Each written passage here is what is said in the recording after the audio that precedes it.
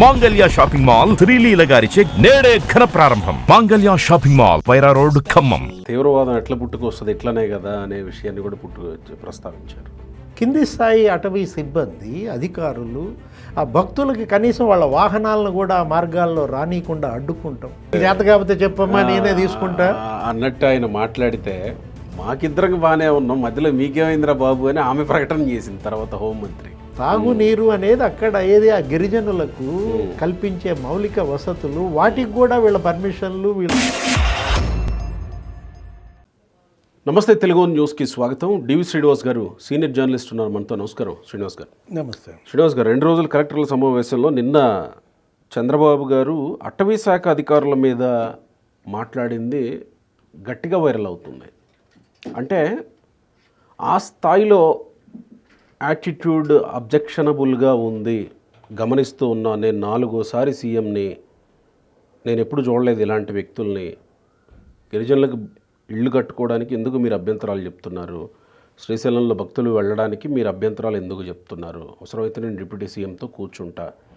ఒక రకంగా బహుశా చంద్రబాబు గారు కలెక్టర్ల మీద ఈ స్థాయిలో సీరియస్ అవ్వడం చాలా అరుదు. ఇది ఒక పెద్ద సంఘటనలాగే కనపడుతూ ఉంది.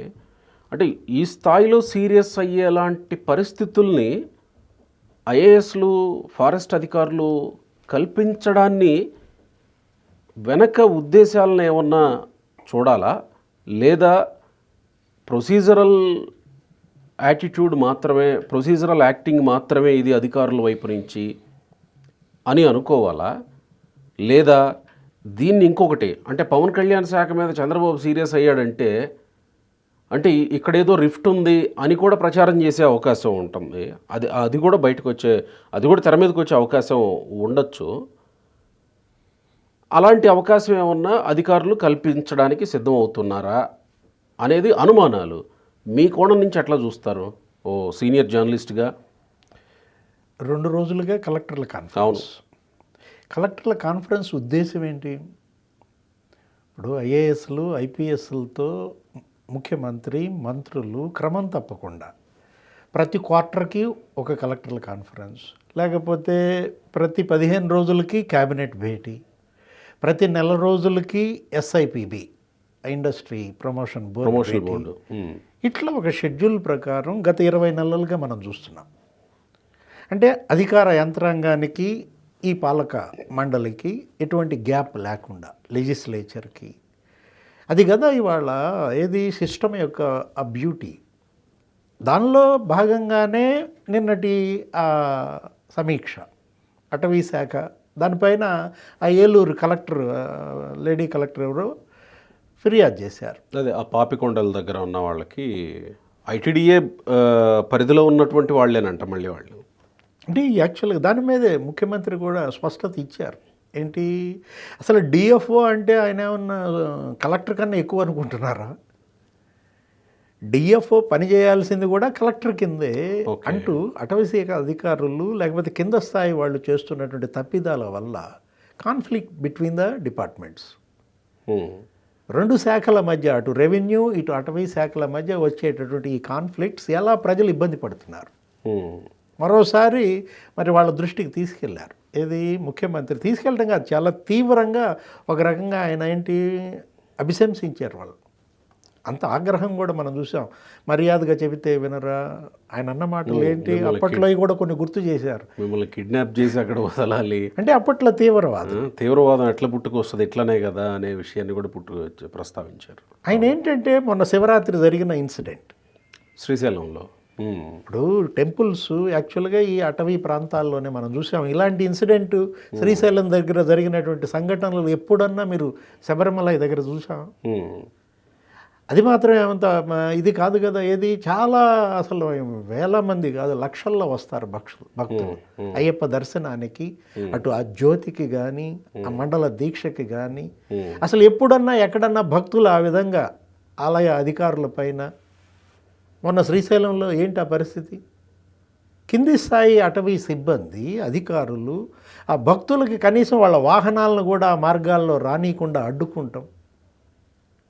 ఏదైనా జరగరానిది జరిగితే, స్టాంపేడ్ కనుక పునరావృతం అయితే నింద మోయాల్సింది ఎవరు? ప్రభుత్వ అధినేత కదా. అది సరే, ఇప్పుడు ఆధ్యాత్మిక క్షేత్రాలు, భక్తులు, ఇది కాదు. ఇప్పుడు ఈమె అడిగింది ఏంటి అసలు అక్కడ? కేవలం బోర్వెల్ నీళ్లు. ఇప్పుడు మౌలిక వసతులు కదా. తాగునీరు అనేది అక్కడ ఏది ఆ గిరిజనులకు కల్పించే మౌలిక వసతులు, వాటికి కూడా వీళ్ళ పర్మిషన్లు, వీళ్ళ యొక్క నిబంధనలు. ఇప్పుడు యాక్చువల్గా ఇప్పుడు గోపి, ఇప్పుడు ఒకటి మనం ఏంటి, ఏజెన్సీ ఏరియా, ట్రైబల్ ఏరియా, అదే కదా. ఇప్పుడు అటవీ శాఖల్లో ఇప్పుడు షెడ్యూల్ ఏరియా, అన్షెడ్యూల్ ఏరియా అంటాం. ఎక్కడైతే డెన్స్ విపరీతంగా ఉందో, రిజర్వ్ ఫారెస్ట్ ఏరియా ఉందో, అక్కడ మీ యొక్క అధికారాలు, మీ చట్టాలు ఒక తీరులో ఉంటాయి. అదే కాలనీయల్, ఏది గిరిజన వాసాలు, తండాలు, లేకపోతే అట్లాంటి చోట మీరు కొంత సడలింపు ఉండాలి. ఏది ఆ రోడ్లు వేయటంలో కానీ, లేకపోతే అచ్చెన్నాయుడు కూడా కలగజేసుకున్నదే అన్నాడు. ఏమని, అసలు చిన్న గ్రావెల్ రోడ్డు కూడా వేయనీయకుండా అడ్డుకుంటున్నారండి అంటూ. ఇది ఇవాళ మొత్తం ట్రైబల్ ఏరియా అన్ని చోట్ల, అటు విజయనగరం, ఇటు ఈ పాపికొండలో, ఇప్పుడు ఇది ఈ తూర్పుగోదావరి ఏజెన్సీ ఏరియా, అన్ని చోట్ల అవే. పల్నాడులో కూడా ఉత్పన్నమవుతున్న పరిస్థితుల్లో ఇప్పుడు ఏది ఈ ట్రైబల్ ఏరియా, దీంట్లో ఎవరిది power? Revenue. Collector is the supreme.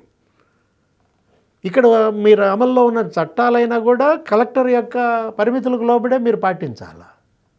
అదే ఎక్కడ రిజర్వ్ ఫారెస్ట్ ఏరియా, లేకపోతే ఏజెన్సీ. ఇప్పుడు షెడ్యూల్ ఏరియాకి వచ్చేసరికి మీది ఆ షెడ్యూల్, ఇది 5th షెడ్యూల్లో, లేకపోతే ప్రెసిడెంట్, అక్కడ రాష్ట్రపతి నుంచి వచ్చినటువంటి అధికారాలు, మనం వాటిని ఎవరు కాదనం. ఆ చట్టాల ఉల్లంఘన మీరు అలా చేయాల్సిందే, మీ ల్యాండ్స్ కాపాడుకోవాల్సిందే, అటవీ సంపద పరిరక్షించాల్సిందే, అటు ఖనిజ సంపద అయినా సరే, లేకపోతే ఇటు ఈ వనాలు ఏవి ఇష్టం వచ్చినట్టుగా నరికివేత కానీ ఇలాంటివి జరిగితే. నేను అన్నది అదే, ఆయన ఫైర్ అయినది కూడా అదే. ఏమని, చలపతిరావు అనుకుంటాను, ఏది చీఫ్ కన్జర్వేటర్, ప్రిన్సిపల్ చీఫ్, లేకపోతే ఆయన ఎవరు సెక్రటరీ అటవీ శాఖ ఎవరు చూస్తున్నారు, దండే అనుకుంటాను, కాంతిలాల్ దండే. మీ ఇద్దరు కూర్చుని మాట్లాడుకోండి, అదేదో సెటిల్ చేసుకోండి.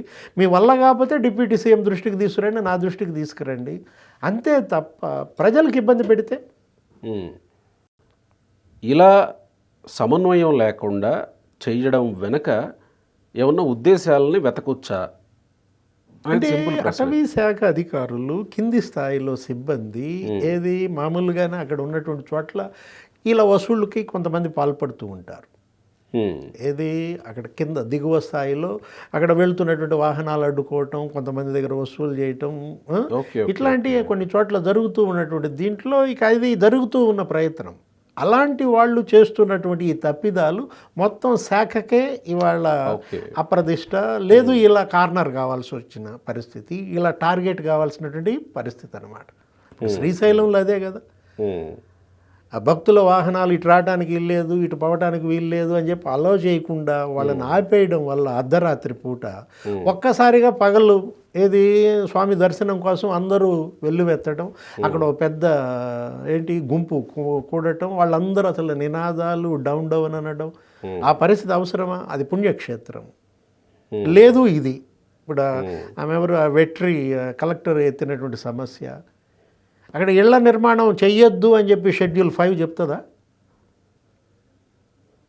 లేకపోతే ప్రెసిడెంట్ చెప్తారా? వాళ్ళకి కావాల్సిన వసతులు కల్పించాలి. గిరిపుత్రులుగా వాళ్ళ యొక్క హక్కు అది. ఏది అటవీ పుత్రులు వాళ్ళకి వాళ్ళ యొక్క సంక్షేమం, ఇళ్ళు, లేకపోతే రోడ్లు, లేకపోతే నీళ్లు. ఇప్పటికే మనం చూస్తున్నాము ఏంటి, తండాల్లో వైద్య వసతులు లేక, కనీసం అంబులెన్స్ పోయే దారి లేక. మొన్నే చూశారు కదా డిప్యూటీ సీఎం ఏంటి, ఏ విధంగా అతను అటవీ శాఖ మంత్రిగా కూడా అసలు ఇంతవరకు అసలు అంబులెన్స్ పోని ఆ తండాకో ఏదేదో అంబులెన్స్ మొదటిసారి వెళ్ళింది. ఆ రోడ్డు వేయటం ద్వారా ఆయన అసలు మామూలుగా నడిపించారా ఆ రోజు ఆ తండావాసులు? వాళ్ళు ఏదో స్కూల్ పిల్లలకి ఏదో చెప్పులు లేకుండా వెళ్తున్నారో ఏదో, మరి వాళ్ళని చూశాడు అనుకుంటాను ఆ రోజు పవన్ కళ్యాణ్. వాళ్ళందరికీ పాదరక్షలు కూడా ఏదో పంపించినట్టున్నాడు. చెప్పులు ఆయన డబ్బులతో కొని ఆ తండాల వాళ్ళందరికీ ఆ చెప్పులు కూడా డిస్ట్రిబ్యూట్ చేయించినట్టున్నాడు. అంటే ఇక్కడ చూడాల్సింది మనం ఏంటి, సమస్యల కోణంలో చూడాలి తప్ప రాజకీయం లేదు ఇక్కడ. దీన్ని అడ్డం పెట్టుకుని చిలవల పలవలుగా సోషల్ మీడియా, వాళ్ళ మెయిన్ స్ట్రీమ్ మీడియా కూడా ఏంటి, డిప్యూటీ సీఎం మీద సీఎం గరం అంతేగా ఆయన శాఖ కాబట్టి సీఎం గర్వం అయ్యాడు, లేకపోతే చంద్రబాబు గర్వం అయ్యాడు అని. ఇప్పుడు ఏది అసలు కావాలని ఇప్పుడు చంద్రబాబు అటవీ శాఖని టార్గెట్ చేశాడు డిప్యూటీ సీఎం మీద. ఆయనకి వచ్చినటువంటి గ్యాప్స్ అంటూ వీళ్ళు ఆ గ్యాప్స్ క్రియేట్ చేస్తుంటే వాళ్ళు నవ్వుకుంటారు. ఏది ఇదో పెద్ద జోక్ అయిపోతుంది వాళ్ళకి. ఎందుకంటే ఆ మధ్య కాలంలో హోంమంత్రి పవన్ కళ్యాణ్ విషయంలో కూడా అదే జరిగింది. హోంమంత్రి వీలైతే నీకు చేత కాకపోతే చెప్పమ్మా నేనే తీసుకుంటా అన్నట్టు ఆయన మాట్లాడితే మాకిద్దరికి బాగానే ఉన్నాం, మధ్యలో మీకేమైందిరా బాబు అని ఆమె ప్రకటన చేసింది తర్వాత హోంమంత్రి. అట్లనే మీరన్నట్టు ఇప్పుడు డిప్యూటీ సీఎం ఇప్పుడు ఏంది నేను ఎటు తిట్టలేకపోతున్నా సార్, మీరు తిట్టారు హ్యాపీ అంటాడా? ఆ మాట అన్నారుగా. అవసరమైతే నేను డిప్యూటీ సీఎం మీ శాఖ మంత్రితో నేను కూర్చుంటాను అని అన్నారు. ఆయనే నేను లాగేసుకుంటానని అనలా. చంద్రబాబు గారు నేను చూస్తానో నేను లాగేసుకుంటానో అనలా.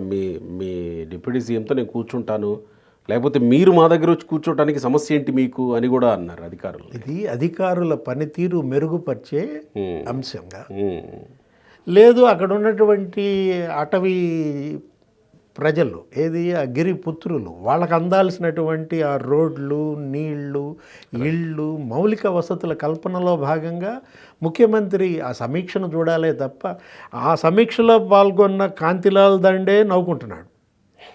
ఆ సమీక్షలో పాల్గొన్నటువంటి ఈ అక్షంతలు ఎంచుకున్నటువంటి చలపతిరావు ఆయన ఏంటి నువ్వు మంచోడివే, మీ డిపార్ట్మెంటే సరిగా లేదన్నారు సీఎం.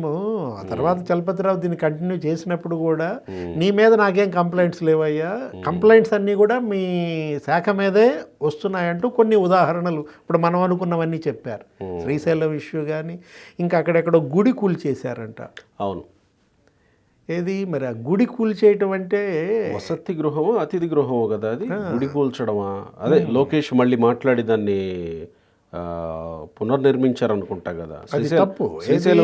అవును, అక్కడే ఆ ఏరియాలోనే బద్వేల్ అనుకుంటాను. బద్వేల్లోనే ఇప్పుడు ఒకటి అడవులు పరిరక్షణ లేదు, డిఫారెస్టేషన్, రీఫారెస్టేషన్, మీకు మీ చట్టాలు మీకున్నటువంటి ఆ షెడ్యూల్ 5 నిబంధనలు వాటిని అమలు చేయండి. స్పష్టంగా అమలు చేయటంలో మిమ్మల్ని ఎవరు మీకు ఇంకా కలెక్టర్లు సహకరిస్తారు. కాకపోతే డిఎఫ్ఓ స్థాయి అధికారులు తనే అక్కడ సుప్రీం అనుకోవటం అది భావ్యం కాదు. డిఎఫ్ఓ అయినా సరే కలెక్టర్కి సబార్డినేటరే, అది గుర్తుపెట్టుకోండి అని స్పష్టమైనటువంటి దిశానిర్దేశం చేశారు. రైట్ అండి, థ్యాంక్ యూ సార్.